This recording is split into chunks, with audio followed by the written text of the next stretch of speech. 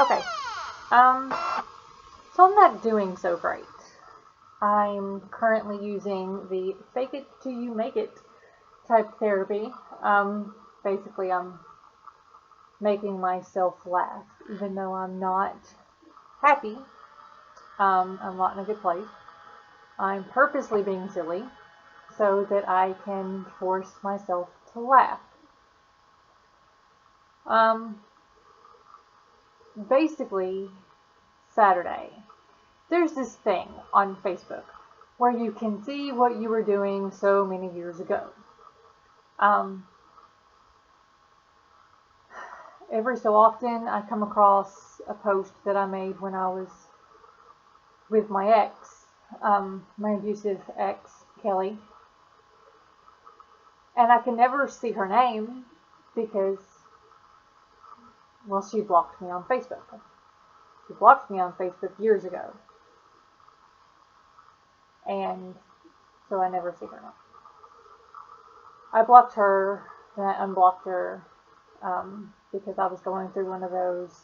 It wasn't really that bad episodes, and then she blocked me because I was still going to go away. I was still going to move away, and so I couldn't block her because she had already been blocked me. But it was fine because one of us had blocked the other. She couldn't see my page. I couldn't see hers. All was right with the world.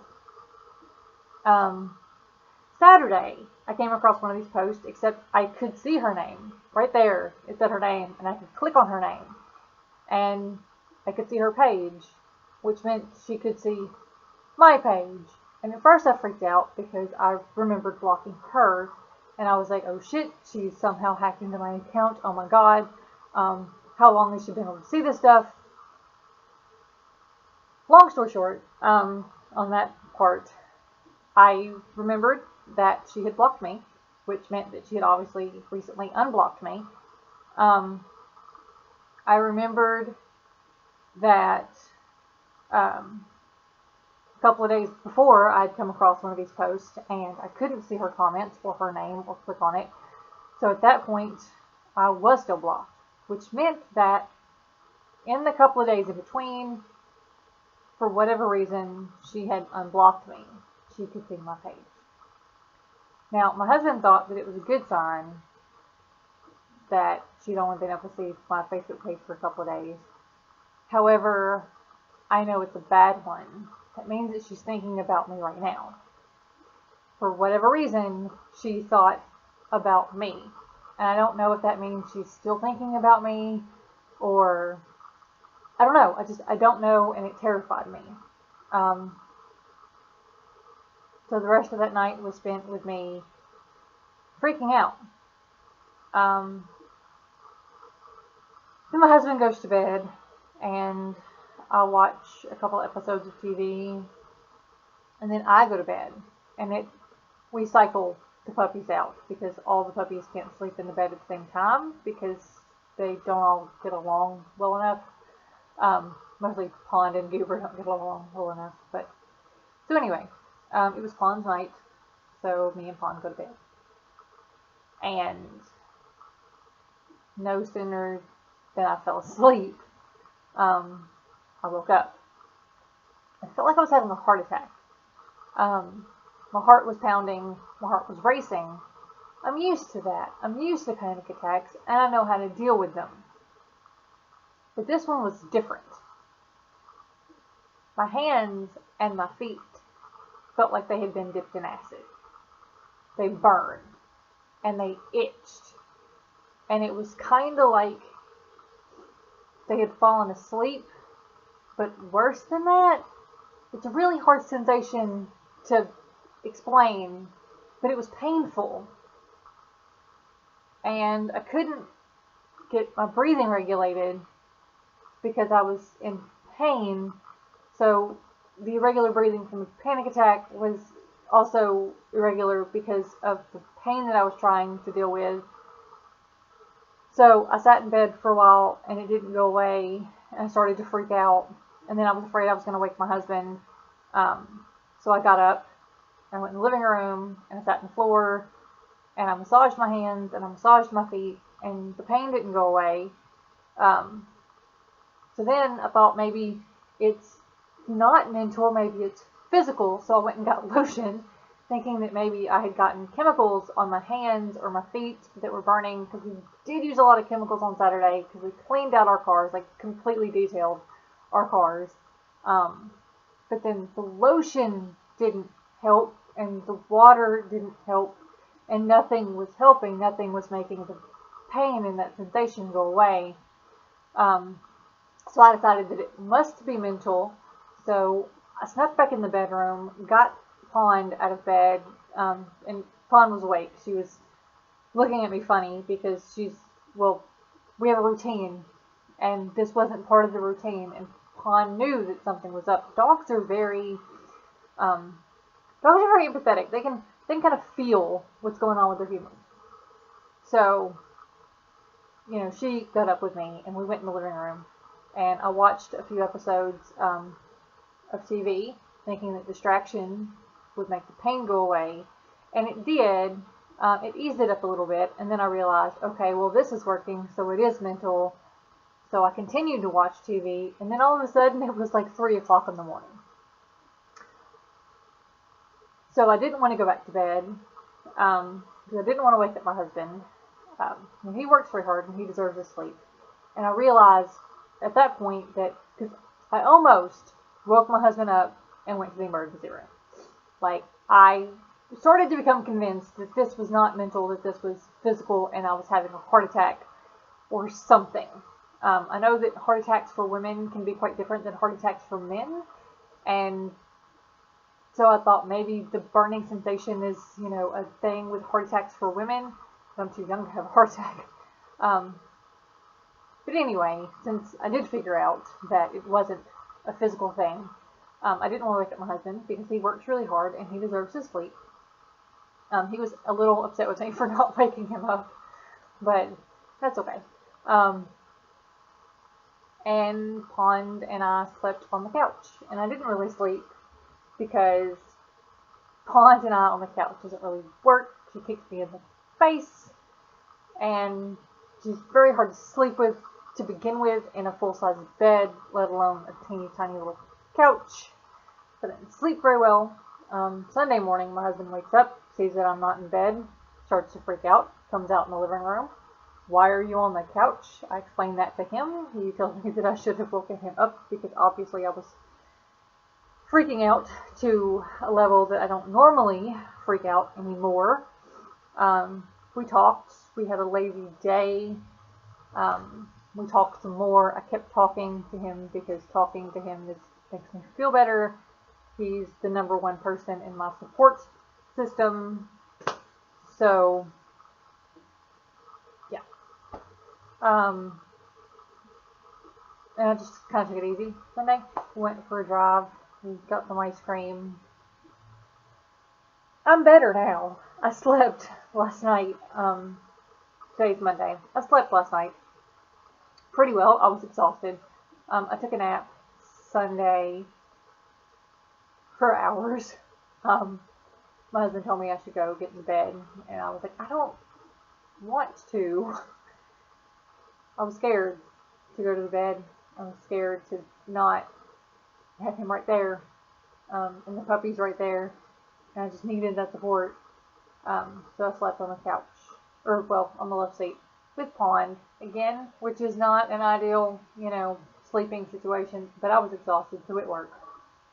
And then, yeah.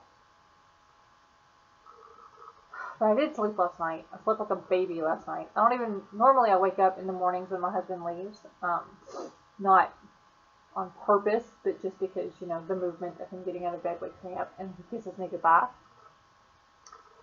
But I didn't wake up this morning. Or if I did, I don't remember it. Yeah. So, that happened. I had to deal with a situation that I thought I had put to bed years ago. I thought I was over the whole Kelly thing. I thought I was over all of the shit that she put me through. I thought that I was over all of it, and I'm not. apparently.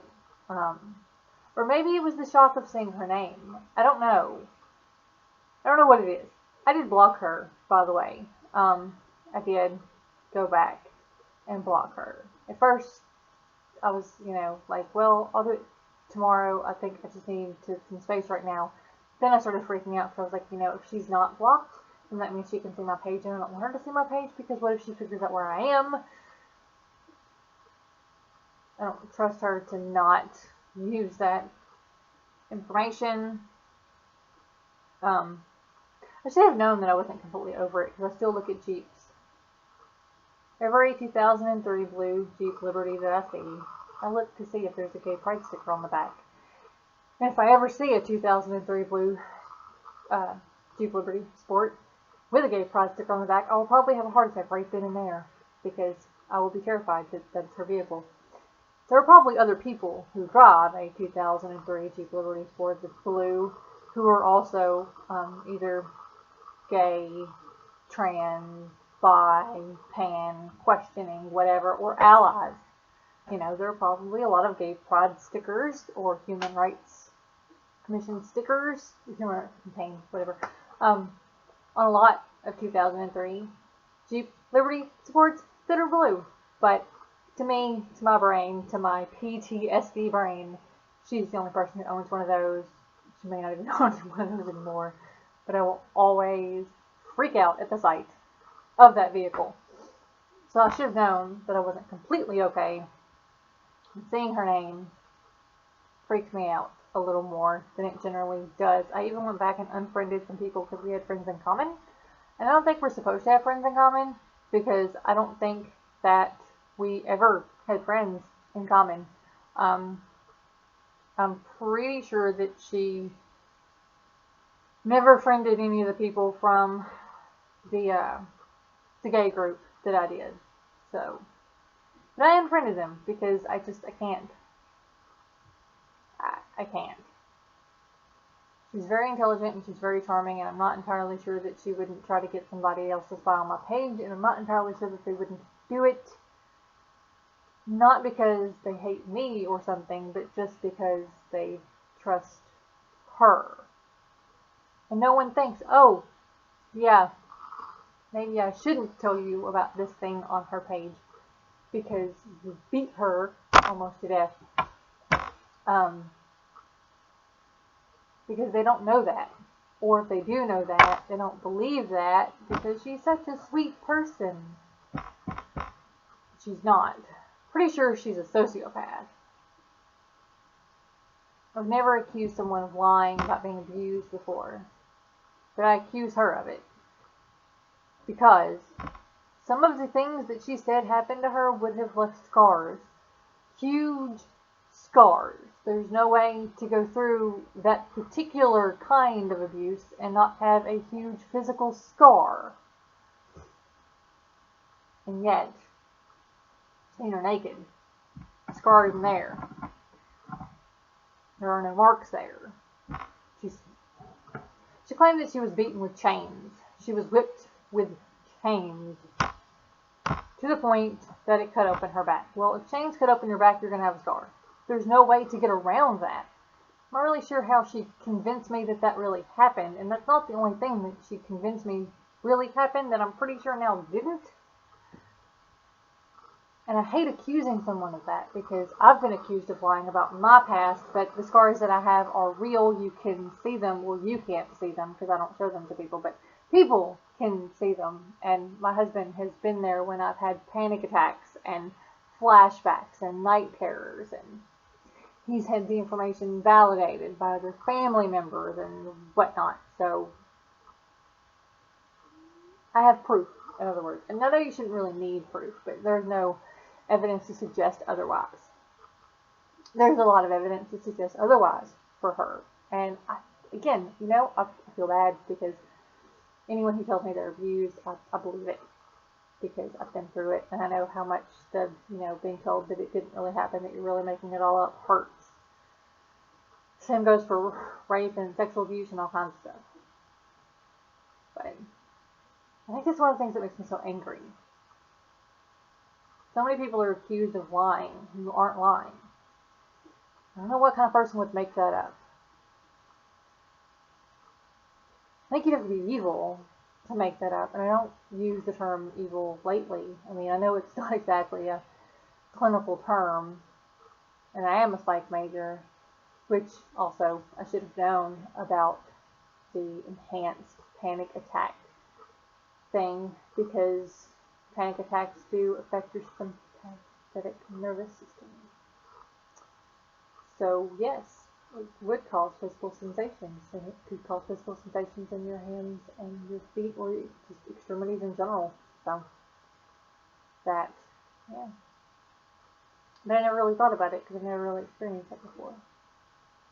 And as a psych major, I should be using more clinical terms instead of just evil, but this isn't about clinical terms. This isn't about whatever. This is about me and my life and the things that I go through. So that happened. I had the worst panic attack that I've ever had in my life.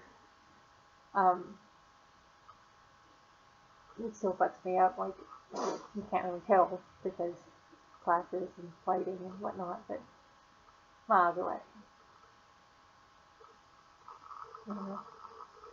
Anyway, I'm gonna be okay. I'm gonna deal with this.